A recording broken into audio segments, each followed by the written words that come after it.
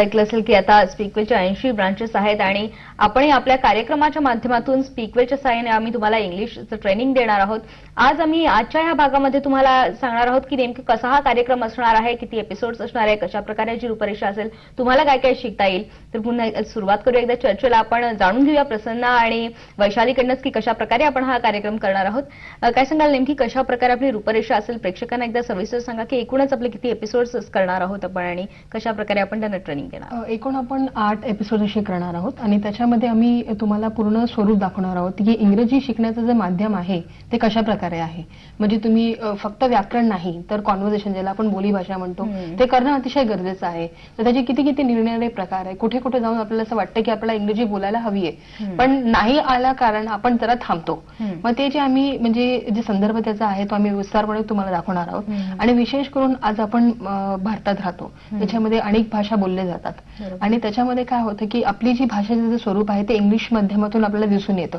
त्याला आपण voice and accent असं म्हणतो। व्हॉइस अँड ऍक्सेंट हा प्रकार कॉल सेंटर पासून सुरू झालेला आहे, तो फक्त त्यांच्या ट्रेनिंगसाठी होता। पण आता ह्या स्पीकवेलनी ही जे नवीन कार्यक्रम घेतलेला आहे की जिथे आम्ही सामान्य माणसाला देखील हे ट्रेनिंग देतो। त्याच्यामध्ये आपले जे तोंडाचे जे अवयव आहेत त्यांचा वापर कसा करावा, त्याच्यातून एक्सरसाइज तुम्ही कशी करावी आणि त्याच्यातून उच्चार ज्याला आपण म्हणतो, प्रोनाउन्सिएशन ज्याला आपण इंग्लिशमध्ये म्हणतो, ते तुम्ही कसं करावं हे सगळं आम्ही तुम्हाला एक कॉम्प्रिहेन्सिव्ह म्हणजे पूर्णपणे शिकवणार आहोत। प्रसन्ना, वैशालीचं सविस्तर काय एकूणच असेल आपला कार्यक्रम हे सांगितलं, पण एक बघायला गेलं तर अनेक पुस्तकं निघतात याविषयीची, अनेक सीडीज पण निघालेल्या आहेत इंग्रजी शिकण्याविषयीच्या, अनेक क्लासेस असतात। पण एक हा असा वेगळा एक आपला उपक्रम आहे की आपण आज टेलिव्हिजनच्या माध्यमामधून प्रेक्षकांपर्यंत इंग्रजी हा विषय पोहोचवणार आहोत।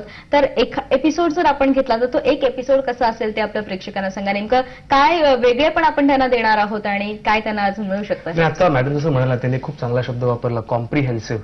कॉम्प्रिहेन्सिव्ह म्हणजे काय की हा एक ऑलराऊंडर असणार आहे। आपण असं बघतो की सध्या क्रिकेटमध्ये की ऑलराऊंडर पाहिजे, तसं हा जो आपला प्रोग्राम असणार आहे किंवा स्पीकवेलचं जे पूर्ण ट्रेनिंग मटेरियल आहे हे एक ऑलराऊंडर आहे। म्हणजेच काय की ऑलराऊंडर म्हणजे काय की जसं मॅडम म्हणाला की व्हॉइस अँड ऍक्सेंट आहे, याच्यामध्ये व्हॉइस अँड ऍक्सेंटच्या व्यतिरिक्त ग्रामर असणार आहे। आणि जसं तुम्ही म्हणालात की प्रत्येक एपिसोड आपला कसा असणार आहे, तर ह्याच्याबद्दल मला असं सांगायचं वाटेल की प्रत्येक एपिसोड पहिल्या एपिसोडपेक्षा वेगळा असणार आहे।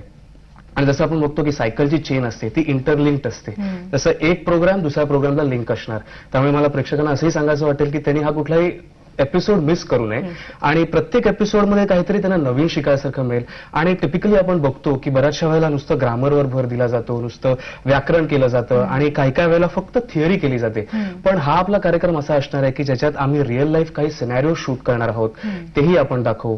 ग्रामर आपण कसं वापरायला पाहिजे तेही आपण शिकू, वाक्य रचना कशी असायला पाहिजे हेही आपण शिकू।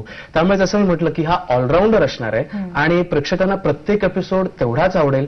आणि स्पीकवेलच्या माध्यमातून आम्ही हा एक इनिशिएटिव्ह घेतलेला आहे आणि हा इनिशिएटिव्ह नक्कीच लोकांना आवडेल। आणि जसं मी सांगितलं की खूप काही गोष्टी शिकण्यासारख्या आहेत आणि ह्या सगळ्या गोष्टी आपण कव्हर करण्याचा प्रयत्न करू। निश्चितच। वैशाली, काय सांगाल प्रेक्षकांना की कुणाकुणाला हे फायद्याचं ठरू शकतं हा जो प्रोग्राम आहे आपल्याला? सध्या आपण जर बघायला गेलो की इंग्रजी जी भाषा आहे ती म्हणजे सर्वसाधारणपणे फक्त जे व्हर्नाक्युलर मीडियम आहेत किंवा इंग्लिशपेक्षा दुसरी मीडियम आहेत त्यांच्यासाठी नाही तर आहे, पण सगळ्यांसाठी हे आहे। इंग्लिश म्हणजे आता ही काळाची गरज झालेली आहे, प्रत्येक ठिकाणी तुम्हाला इंग्लिश हे वापरलं जातच जातं। आता जर तुम्ही आज ग्रॅज्युएशन जरी केलं मराठी माध्यमातून, पण फायनली जर तो इंटरव्ह्यूचा जो प्रोसेस आहे तो तुमचा इंग्लिश माध्यमातूनच घेतला जाणार आहे। तुम्ही साधारण एक मॉलमध्ये जरी गेलात तर तिथे लोक हाय हॅलो हाऊ यू असं बोलतात, तर तिथे अशा सगळ्या ठिकाणी जायला आपण जर असं बाचकतो। आज मला पिझ्झा खायची इच्छा आहे तर मी एखादा उडीपी हॉटेलमध्ये जाऊन ऑर्डर करीन कारण की तिकडे लिहिलेलं असतं, पण मला जो प्रोफेशनल पिझ्झा जो ऑर्डर करायचा तो मी कसं काय करू?